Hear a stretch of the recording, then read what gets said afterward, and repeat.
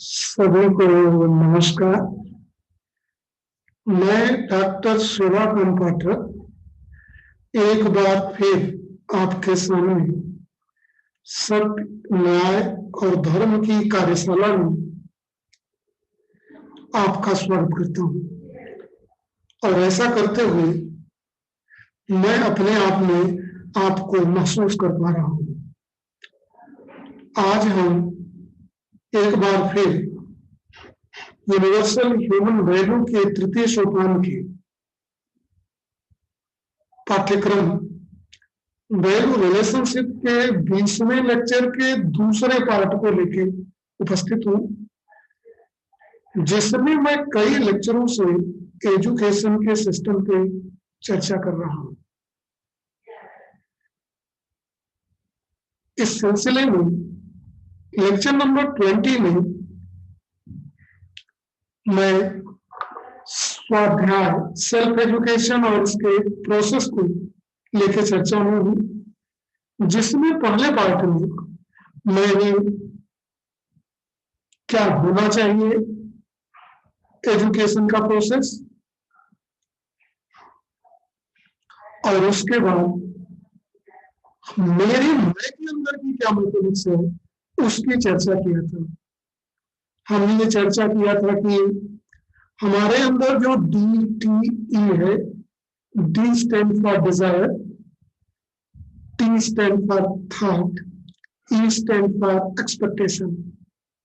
Dzire, thought, expectation, इच्छा, विचार, आशा, जो मेरी पोटेंशियल है, शक्ति है, मुझे मेरे फंडामेंटल नीड को कंप्लीट करने के लिए, जो मेरी फंडामेंटल नीड है कंप्लीट करने के लिए, वो कंटिन्यूअस हैप्पीनेस और प्रॉस्पेरिटी के मोड को जो मैं प्राप्त करना चाहता हूँ, उसके लिए प्रकृति ने मेरे अंदर ये इच्छा, विचार, आशा के रूप में शक्ति दी है। मैंने सर्वप्रथम इसमें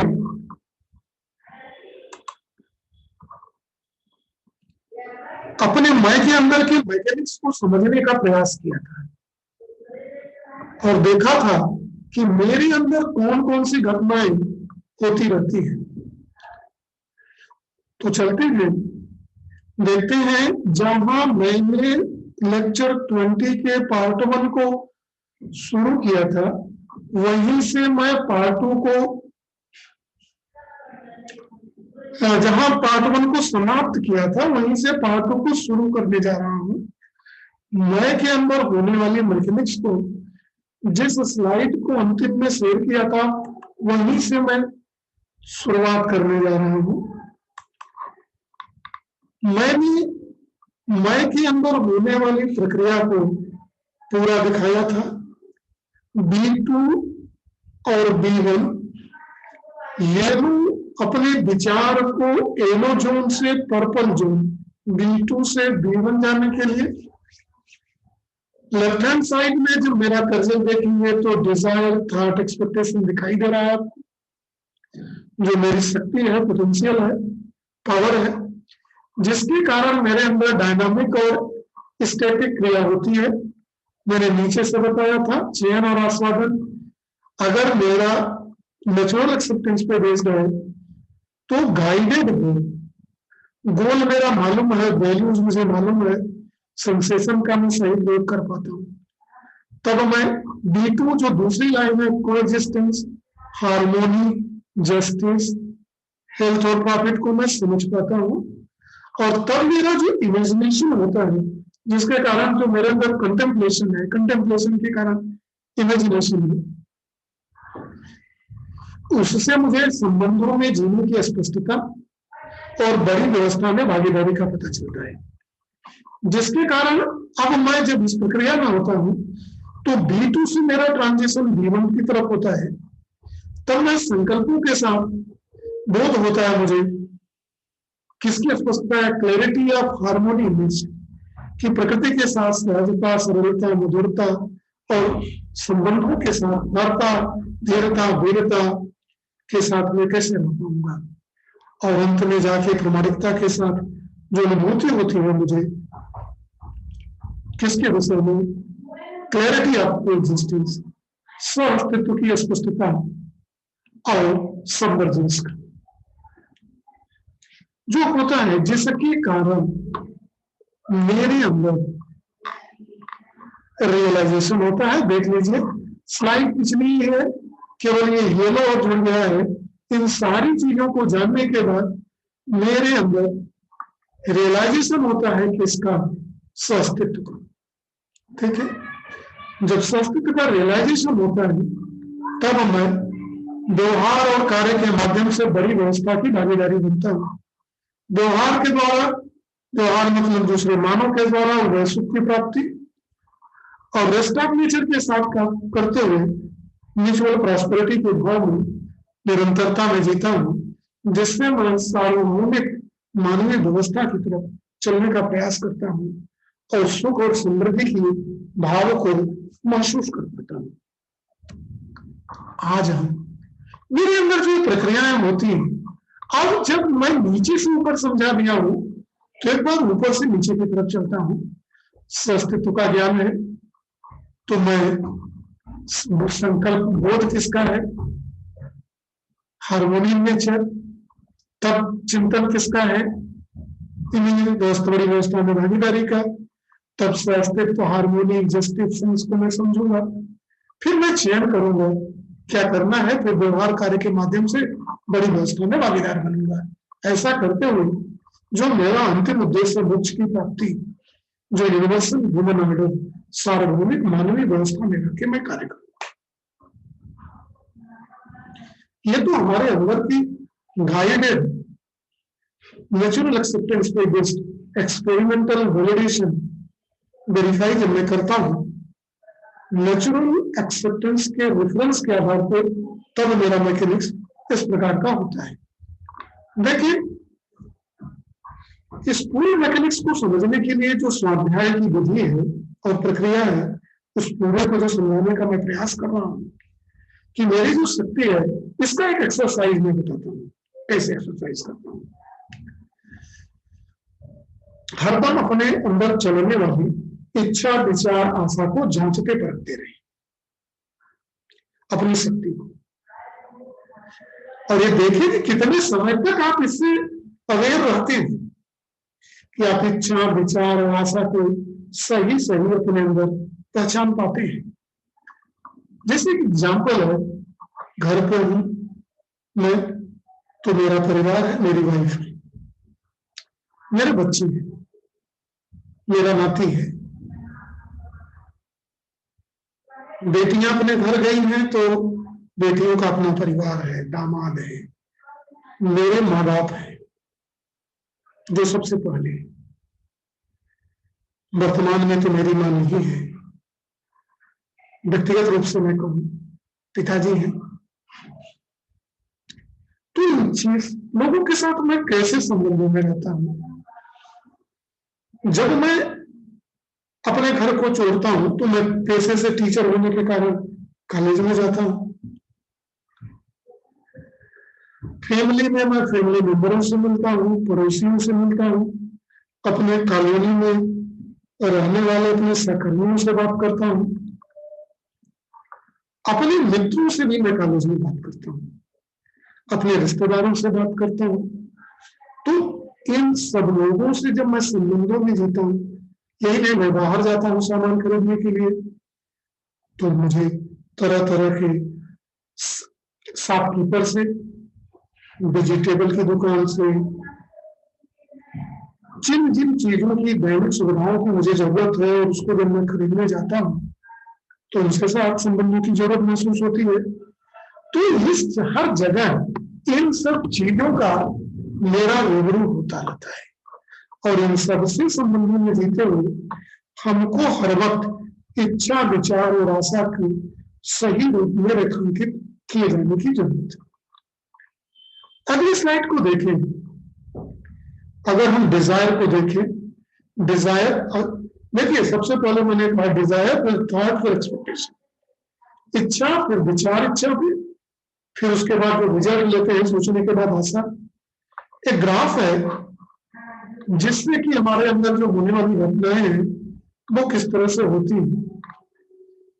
डिजायर हमारे मन में कई हो सकती है। देखिए मेरे स्लाइड को, यहाँ इसमें D1, D2, D3 up to DM दिया गया है। ध्यान से देखिए इस बात को जिसको मैं एक्सप्लेन करने जा रहा हूं। देखिए, क्या मेरी इच्छा है कि मैं इस तरह कार्य करता हूं? क्या मेरे सोचने का तरीका यह है कि सबसे पहले सभी इच्छाओं को मैं देखता हूं? हर इच्छाओं पे मैं देखता हूं तो हर इच्छाओं पे अलग अलग विचार आते हैं। जैसे D1 डिजायर पे T1, T2, T1.1, T1.2 and so on, 3 तरह के विचार आए इच्छा पे। ऐसे ही B2 पे 2, 3, 4, 5 हो सकते हैं, ब्रांचेस हैं एंड सो ऑन। इसी तरफ से जितने भी मेरे मन के अंदर चल रहने वाली इच्छाएं हैं, तो इच्छाओं की पूर्ति के लिए अलग अलग एक ही इच्छा के अगर पूर्ति पर्टिकुलर में तो उसके कई कई विचार हैं। ठीक है, ऐसे ही बढ़ते हैं। हाँ, अगर मैं डिजायर नंबर 2 को मैं लूं, देखें मेरा कर्सर D2 पे T2 थॉट को ले, तो इसकी 2 एक्सपेक्टेशन दिखाई दे रहे हैं। तो एक ब्रांच से चले तो हमारे मन के अंदर हजारों प्रकार के इस डिजायर, थॉट और एक्सपेक्टेशन चलता रहता है। देखें, हर डिजायर और थॉट के बाद मेरी स्थिति क्या रहती है?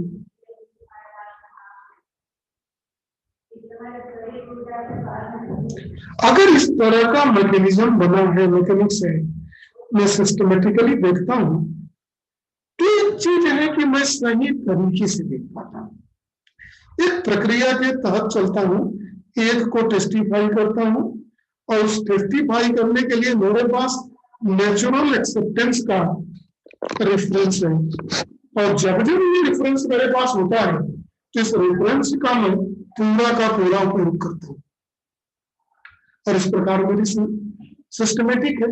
एक सिचुएशन तो मेरी है। दूसरी सिचुएशन में जैसे मैं चला, यहां था, बैठा हुआ हूं, आपसे हूं, मेरा दिमाग किचन में भी चला गया। किचन से जाने के बाद बाबूजी के पास चला गया। बाबूजी के पास जाने के बाद चला गया मार्केट में। मार्केट से आने के बाद कहीं रिश्तेदार के घर चला गया। फिर लौट के मैं किचन पे आ गया। फिर मैं आपसे रूबरू हूं तो मैं कार्य में क्या रहा हूं। तो मैं तरह तरह से इस तरह से टहल रहा हूं। कोई सिस्टम नहीं है, मेरा सिलेक्शन नहीं है कि मैं किस डिजायर के साथ हूं, क्या मेरा पार्ट है, मेरा एक्सपेक्टेशन क्या है, किस ब्रांच को पर्टिकुलरली मैं वेरीफाई करना चाहता हूं, ये काम मुझे करना है या नहीं करना है, ये काम मुझे करना है या नहीं करना है, मैं ये कर पाता हूं या मेरी सिचुएशन इस तरह की है। जब मेरे सोचने की सिचुएशन देखिए इस तरह की है जहां हमारा कर्जा बन रहा है, तब तो हम अनसिस्टमेटिक हैं। मेरा दिमाग एकदम दूसरों के अधीन है। मेरा दिमाग परतंत्रता में जी रहा है, स्वतंत्रता में नहीं है। मैं नेचुरल एक्सेप्टेंस के रेफरेंस को मैं नहीं ले रहा हूं। क्या मेरी मानसिक स्थिति है, ये डिजायर थॉट एक्सपेक्टेशन का जो प्रोसेस है, यह मुझे क्लियर करता है। एक और एग्जांपल लेते हैं। जो डिजायर थॉट एक्सपेक्टेशन है, इसके विषय में सोचें कि जो संस्कृति के भाव को मैं समझ लिया हूं, क्या वो उसके अनुसार है। जैसे कि मैं क्या संबंधों में जीने के लिए जो मैं निर्णय ले रहा हूं, डिजायर लिया, उसका ब्रांच थॉट पे आया, फिर एक्सपेक्टेशन पे आया, तो जो मैं क्रम को चुना हुआ हूं, क्या उस क्रम को एक सिस्टमेटिकली संबंधों में जीते हुए सरलता, सहजता, मधुरता, उदारता, धीरता, वीरता, और संगीत की अवस्था के भाव में मैं रह पा रहा हूं संबंधों के साथ, अगर नहीं हूं तो दूसरा ब्रांच हम देखें, observe the desire thought expectation every moment. हर वक्त अपने अंदर देखते हैं, समझते हैं कि डायरेक्शनल है कि अनडायरेक्शनल, जिस दिशा में जाना चाहिए सुख की प्राप्ति की तरफ उस तरफ जा रही है या नहीं जा रही है, क्या स्थिति है। चलिए, the desire that I have at this moment is in accordance with relationship और रिलेशन। सोचे जांचे करके अपने अंदर, यही है स्वाध्याय, कि जो मेरे अंदर इच्छा विचार आशा के कारण जो पिछली स्लाइड दिखाया है या इसके पार्ट वन को जरूर देख लें। तो जो मैकेनिक्स मेरे अंदर होता है, इस मैकेनिक्स के अंदर क्या मुझे संबंधों में जीने की चाह बनी हुई है या मैं विरोध के भाव में, मैं सरलता सरलता मौजूदा उदारता धीरता वीरता के भाव में हूँ या मेरे अंदर विरोधाभास है, मुझे लेके घृणा का भाव है, क्रोध का भाव है, लोभ का भाव है, मोह का भाव है, क्षोभ का भाव है, या मेरी अंदर संस्कृत में जीने की लालसा है या संघर्षों में जीने की लालसा है। अगर मैं संबंधों के साथ जीने की आशा में हूँ, सरलता सहजता मधुरता धीरता वीरता उदारता के साथ जीने के लिए हूँ, स्वास्थ्य का ज्ञान है, तब तो हम डायरेक्शन में, तब जो मेरी फंडामेंटल रिक्वायर्ड है मोक्ष की प्राप्ति, सुख और समृद्धि की निरंतरता की प्राप्ति, तो उसकी दिशा में हूँ। नहीं तो मैं गलत दिशा में हूँ, मैं कंट्राडिक्शन में जी रहा हूँ, मैं एग्जाम्पन्स में हूँ, मैं नेचुरल एक्सेप्टेंस के रिफरेंस की फिलॉसफी को अस्वीकार कर दे रहा हूँ, मैं इसको पूर्णतया नेग्लेक्ट कर देने की मूड में। ऐसा क्यों ऐसा मैं कर रहा हूं? अगर मैं सुख और समृद्धि की अवस्था में रहना चाहता हूं तो मैं क्या कर सकता हूं? लेकिन इसके बाद अपने अंदर होने वाली जब इन बातों को देखा कि मैं डायरेक्शनल हूं, डायरेक्शनल का मतलब पिछली स्लाइड में देख लें कि मैं अपोजिशन कंट्राडिक्शन और स्ट्रगल के भाव में नहीं हूं, मैं रिलेशनशिप हार्मोनी एंड कोएग्जिस्टेंस के भाव में हूं। तो तब मुझे अपने अंदर की और गतिविधियों को ध्यान से देखने की जरूरत है।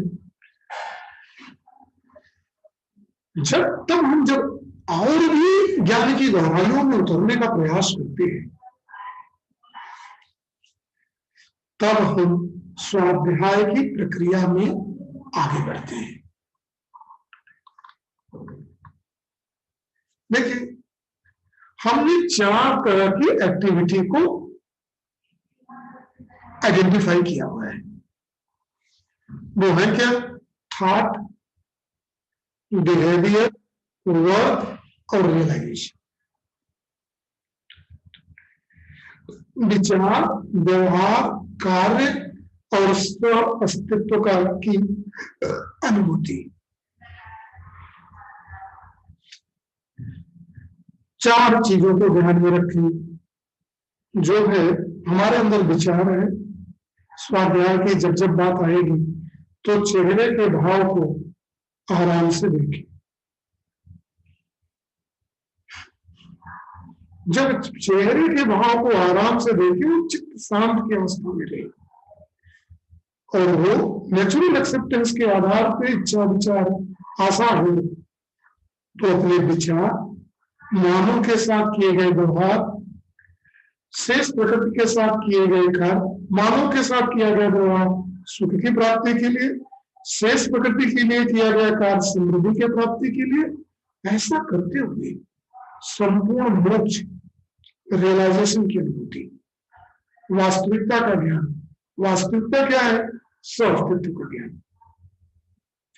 जब इस भाव में मैं हूं तब मैं प्रोसेस ऑफ स्टडी, तब ये मेरी स्थिति है, तब मेरा ट्रांजिशन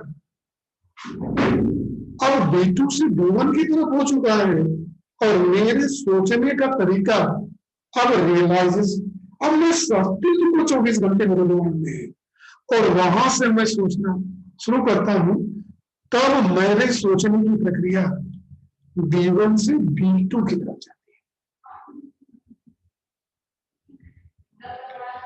तब जब रियलाइजेशन अस्तित्व का है, नेचुरल एक्सेप्टेंस का भाव मेरे अंदर 24 घंटे 365 दिन जन्म से लेकर मृत्यु तक बना हुआ है, तो जो भी प्रस्ताव मेरे सामने आएगा उसको मैं इच्छा विचार आशा अपनी शक्ति के द्वारा सही भाव और सही विचार से,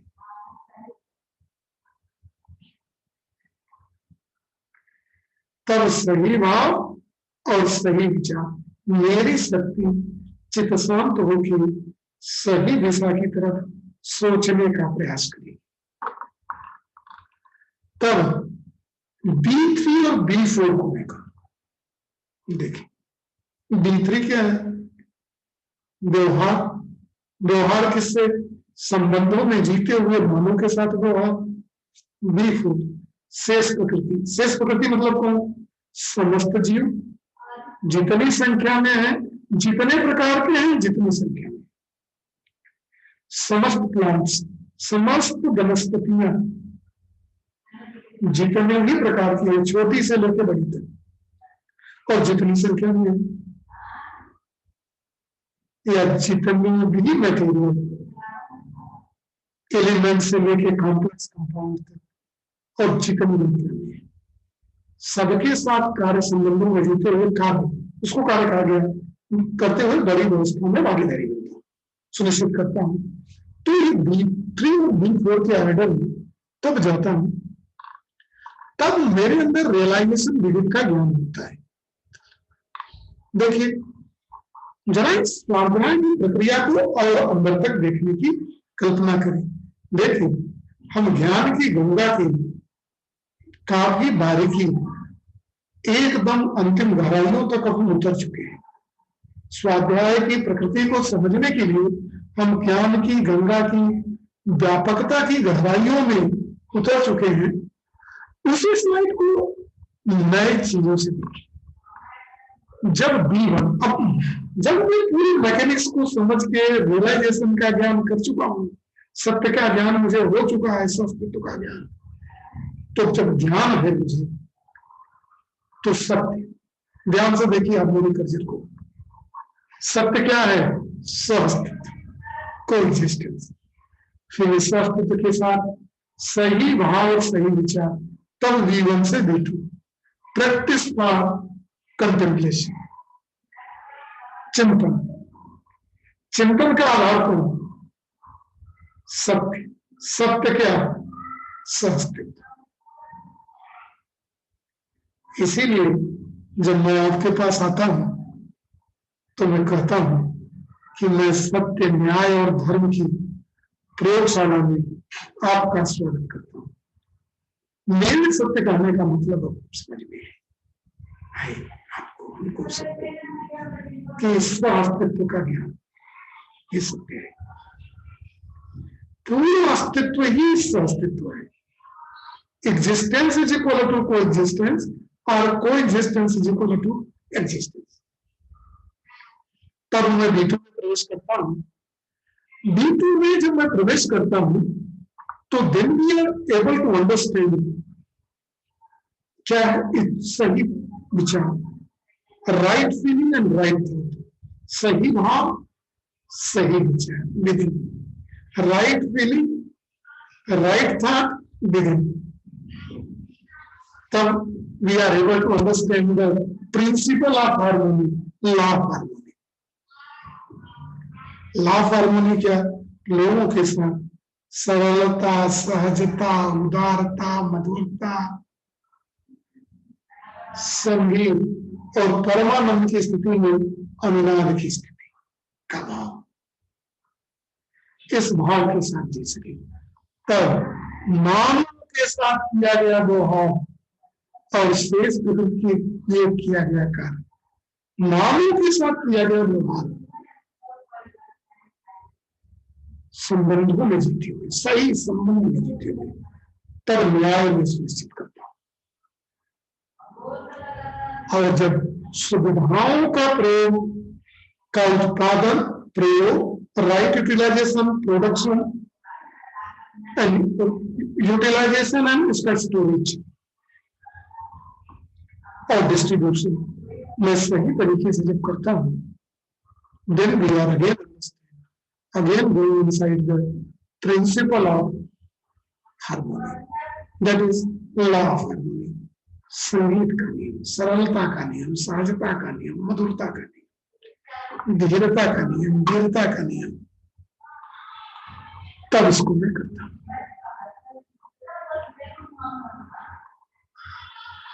देखिए इस प्रयोगों में जिन बातों को मैं कह रहा हूं, देखिए और समझे कि हम किस तरह से स्वाध्याय की चीजों को एक्सप्लेन करने की कोशिश कर रहे हैं। हमारा जो अगला टॉपिक है वो देखिए कि मैं किन बातों को अब लेके चल रहा हूं। How to do self study, स्वाध्याय कैसे करें और उसका अभ्यास कैसे करें। प्रस्ताव को ले, जो इच्छा विचार आशा है उसके हिसाब से प्रस्ताव को, प्रपोजल्स को ले। अब इस प्रपोजल को वेरीफाई करें, किसके रेफरेंस में, म्यूचुअल एक्सेप्टेंस के। एक्सप्लोर, किस प्रक्रिया में जाए, go in process of self exploration. Is it rational और कंट्राडिक्टरी? रेशनल, रेशनल वर्ड का बहुत मीनिंग है। इज इट रेशनल मतलब वही हो गया सेल्फ एक्सप्लोरेशन, नेचुरल एक्सेप्टेंस पे, जो सबके लिए भाव है। इरेशनल तो नहीं है। मिस्टर एक्स के लिए कुछ, मिस्टर वाई के लिए कुछ, मिस्टर जेड के लिए कुछ। क्या व्यक्ति बदलने पे वो पैमाना, इच्छा विचार आशा बदल जा रही? अगर बदल गया तो that is not rational, that is irrational. तो बोले पहली चेकिंग करें, इज इट रेशनल और कंट्राडिक्टरी, विरोधाभास में। दूसरा, does it cover all dimensions of human being?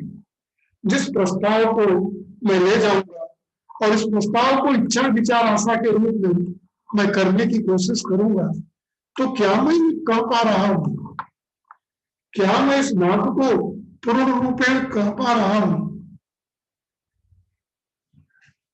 कि क्या ये उसके सभी दिशाओं में, सभी डायमेंशन को कवर कर रहा है या नहीं? क्या ये यूनिवर्सल है? इज यूनिवर्सल और not? Can every human live life this in all time and space? क्या ये सार्वभौमिक है? क्या नहीं? कैन एवरी, क्या ये सार्वभौमिक है, यूनिवर्सल है या वेरिएबल है? एक बात। दूसरा, can every human being live life in all time and space? क्या हर व्यक्ति इस प्रपोजल के अंदर हर दम और हर समय, हर जगह और हर समय हार्मोनी के भाव में जी सकता है? यह प्रश्न जरूर पूछे। इस thought and living is on the basis of naturally accepted, बात नहीं आ गई। रेशनल है कि नहीं, कि कंट्राडिक्शन अपोजिशन के भाव में है? क्या यह मानव के सभी आयामों की पूर्ति कर रहा है कि नहीं? क्या यह सार्वभौमिक है या वेरिएबल है? या क्या यह सभी जगह और हर समय और हर जगह समान रूप से लागू हो सकता है और एक ही तरह का रिजल्ट देगा? क्या यह नेचुरली एक्सेप्टेड है या नहीं? क्या यह भाव म्यूचुअल हैप्पीनेस, जब हम मानव के साथ संबंधों में जीने जाएंगे तो क्या यह संबंध भाव में मधुरता के साथ जीने के लिए प्रेरित करने वाला है कि नहीं? क्या यह मधुरता को सुनिश्चित करने वाला है कि नहीं?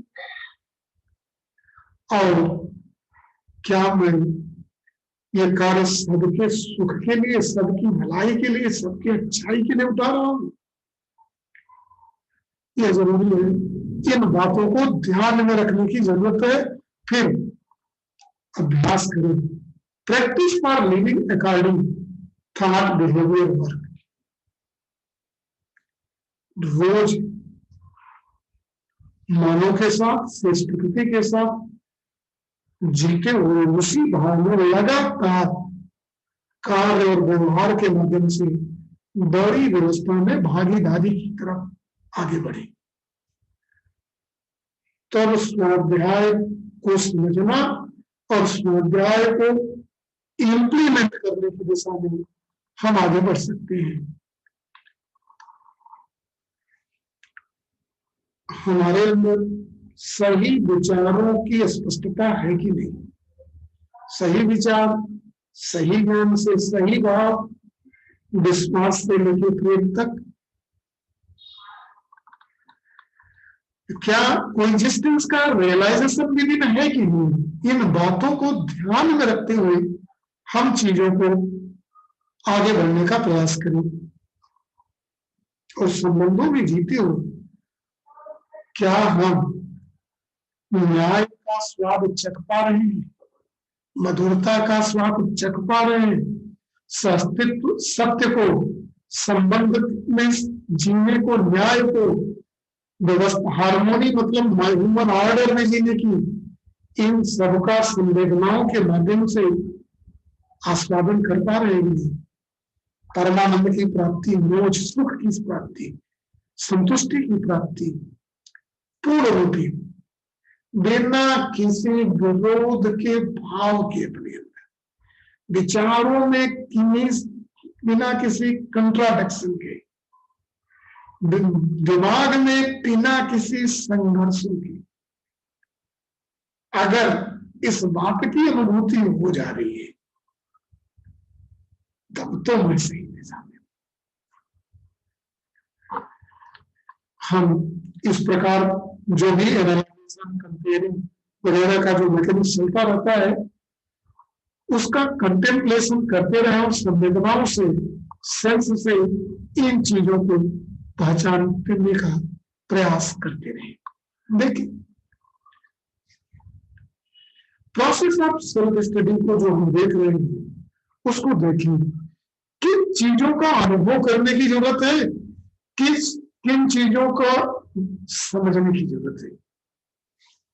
जो डिजायर है, डिजायर को जब इमेजिनेशन में ले जाती है तो have desire in imaging to live with relationship.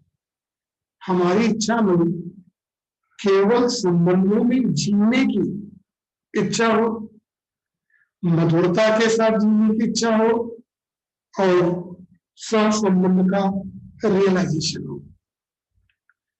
इसका मतलब मेरे अंदर वो भाव हो, फीलिंग टू नीड, मेरे अंदर भाव हो कि मैं समझना आवश्यक समझता हूं कि मैं इन तीनों में कैसे रहता हूं और मैं इसमें रहते हुए इसकी वास्तविकता को समझू, इसको ध्यान से हर वक्त। मैंने कहा 360 दिन, 24 आवर इंटू 7 इंटू 30 इंटू 365 हर दम इसकी अनुभूति करते रहे और आपका साक्षात्कार हो हरदम इन चीजों से, रियलिटी बी फोकस, और ऐसा करते हुए हरदम अनुभव के साथ बड़ी व्यवस्था में भागीदारी की महसूस करें। जिन बातों को भी मैंने कहा इसका फील हरदम अपने अंदर हो, रियलाइजेशन भी दे। ऐसा भाव है तो क्रोध, लोभ, लोभ, क्षोभ, अहंकार, संघर्ष का भाव सब अपने आप फुर हो जाएगा, गायब हो जाएगा। आप देखेंगे कि ये तो कभी था ही नहीं, ऐसा महसूस करेंगे। Determination to live with reality, वास्तविकता के साथ जीने की हर वक्त लालसा हो, इसका हर वक्त आपके सामने आता हो, साक्षात्कार होता हो और अंडरस्टैंडिंग ऑफ रियलिटी, साक्षात्कार का बोध, thought of stepwise process of understanding the reality and coexistence. Coexistence मतलब ट्रूथ, सस्तित्व को समझना, इसका ज्ञान हो और सस्तित्व की रियलिटी का अनुभूति अपने अंदर। इस सारी व्यवस्था में जीते हुए बड़ी व्यवस्था में भागीदारी बने। जब आप ऐसे जीते हैं इसीलिए हम नीचे से चलते हैं। टेस्टिंग देख ले प्रक्रिया, तब मैकेनिक्स को ध्यान से समझे। जब इन चीजों का है तो टेस्ट करते हैं किस सेंसों से, फिर विश्लेषण करते हैं, विश्लेषण के बाद कंपेयर करते हैं, कंपेयर के बाद इमेजिन करते हैं, इमेजिन के बाद कंप्लेंटेशन, कंटेम्पलेशन के बाद डिटर्मिनेशन, डिटर्मिनेशन के बाद अंडरस्टैंडिंग, अंडरस्टैंडिंग का ऑथेंटिकेशन, रियलाइजेशन, तब सिलेक्शन। किसका? बड़ी व्यवस्था में भागीदारी। ये जो सही में तब ये मैकेनिक्स चल पाएगा। इस स्लाइड को अपने अंदर ध्यान से लेंगे। टेस्टिंग सेंसों के द्वारा, कंपेयरिंग कंसेप्शन के द्वारा, चिंतन फील के द्वारा, determination understanding, living reality harmony के बेस में, रिलेशनशिप के भाव में लोगों के साथ, फिर अर्थ प्रमाणिकता के साथ रियलाइजेशन में का भाव उपस्थित होगा। देखिए, जांचे और परखें।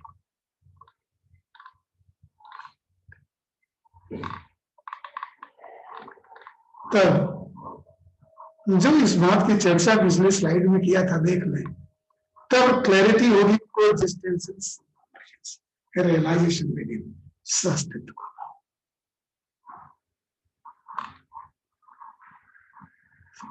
तब उल्टी अनुभव प्रमाणिकता के साथ, फिर उल्टा देखिए, फिर टेस्टिंग।